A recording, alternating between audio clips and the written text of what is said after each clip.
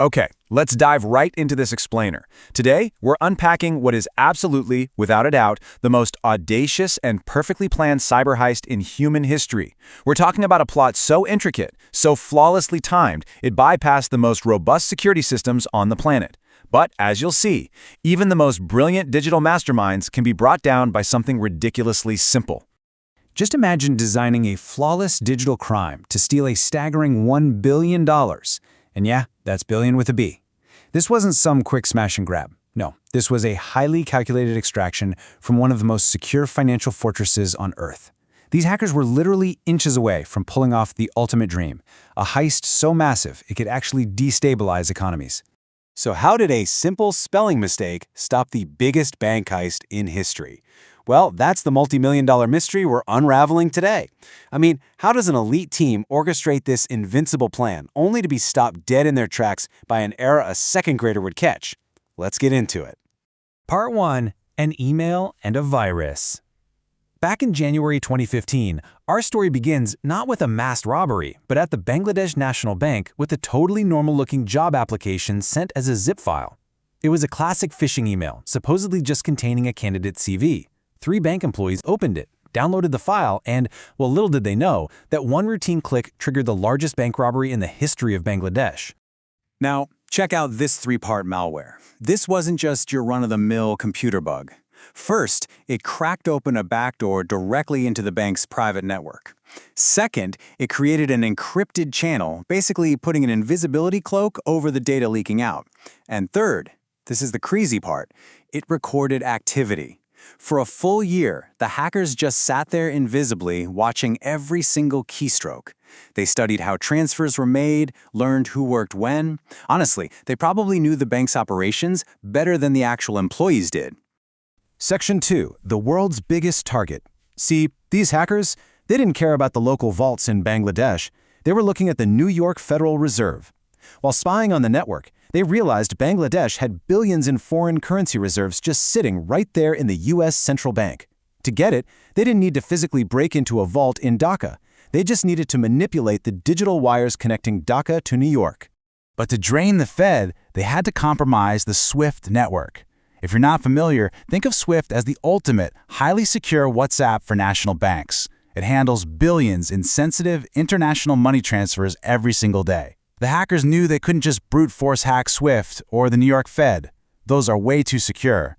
So they bet on the ultimate vulnerability, the human beings operating the system over at the Bangladesh Bank. The reconnaissance and setup here is just mind-blowing. Their patience was off the charts. They spent months literally spying on SWIFT logins and employee routines. They studied past transfers so they could perfectly mimic normal banking behavior, right down to the specific jargon. They even planned their theft in small transaction batches to avoid automated red flags. And get this, almost a full year in advance, back in May 2015, they opened 5 dummy accounts at RCBC Bank in Manila, which is $500 each. They were playing a very, very long game. Section 3. The masterstroke. The timing game. Fast forward to Thursday night, February 4, 2016. The bank staff heads home for the weekend. The hackers log into the Bangladesh Bank's network for the big finale. They take control of the SWIFT terminal and fire off 35 perfectly crafted transfer requests totaling $951 million, basically $1 billion. But the real genius here isn't the code, it's the timing. This table right here shows exactly why the plan was so brilliant. By exploiting 3 different time zones and national holidays, they created a massive 4-day blind spot. In Bangladesh, Thursday night is the start of the weekend, so nobody's watching. But in New York, it's Friday morning, a normal workday, so processing transfers is completely routine. And by the time anyone tries to freeze the accounts in the Philippines on Monday, it's Chinese New Year. Banks are closed. They engineered a perfect 4-day window where absolutely nobody could stop them. Section 4. A $1 billion mistake. So Friday morning rolls around, New York wakes up, and the Federal Reserve starts processing these seemingly legitimate SWIFT requests. From the Fed's point of view, the passwords match, the formatting is spot on, the protocols are followed, so they do exactly what they're supposed to do. They move the money. Millions upon millions of dollars start pouring out of the New York Fed and straight into those dummy accounts halfway across the world. The climax of this timeline is wild. Thursday night, the $951 million is requested. Friday morning, the money is flowing like water from the NY Fed. Everything is going exactly to plan.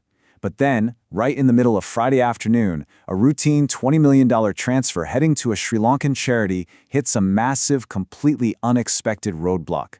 A routing bank in Germany spotted an anomaly. And here it is, Shalika Foundation. The hackers misspelled the word foundation. They missed the letter O and typed Fandation. Literally a single keystroke error, but that one tiny typo caused the German routing bank to flag the transaction and alert the New York Fed. Suddenly, the alarms that the hackers had spent a whole year trying to mute were ringing incredibly loud. What's crazy is that the hackers actually planned for the local alarms. Look at this contrast. On the hacker side, pure genius. They hacked the physical HB laserjet printer in Bangladesh that prints the SWIFT logs, forcing it to spit out blank pages instead of transaction records. But on the human error side, the bank employees saw the blank pages, assumed it was just a regular paper glitch, and decided to leave it until Saturday. So the hackers successfully defeated the hardware, but all that brilliant code couldn't save them from their own typo. Section 5. The $81 million mystery. By Saturday morning, reality caught up.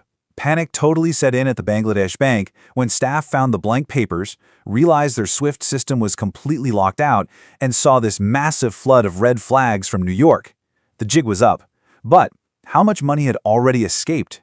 The aftermath is pretty staggering. The New York Fed managed to halt the majority of the transactions, but $81 million had already slipped through the cracks to the Philippines.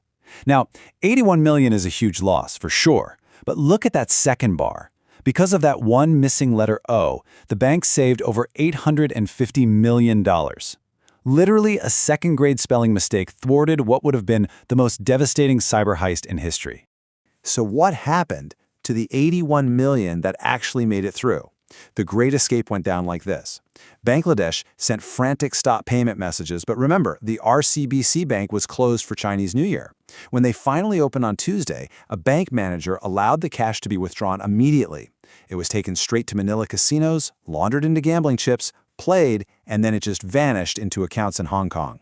That manager eventually got a 7-year prison sentence, but the hackers and the money, they've completely disappeared. Which brings us back to our original question. You know, we spend billions on firewalls, encryption, and physical security. We build these networks to be entirely impenetrable. But isn't it ironically terrifying that a perfectly planned billion-dollar digital heist wasn't stopped by advanced cybersecurity, but by a missing vowel? It just proves that no matter how flawless the tech is, the human element is always the ultimate wildcard, for both the defenders and the attackers. So, what do you think is the weakest link in the systems you rely on every day?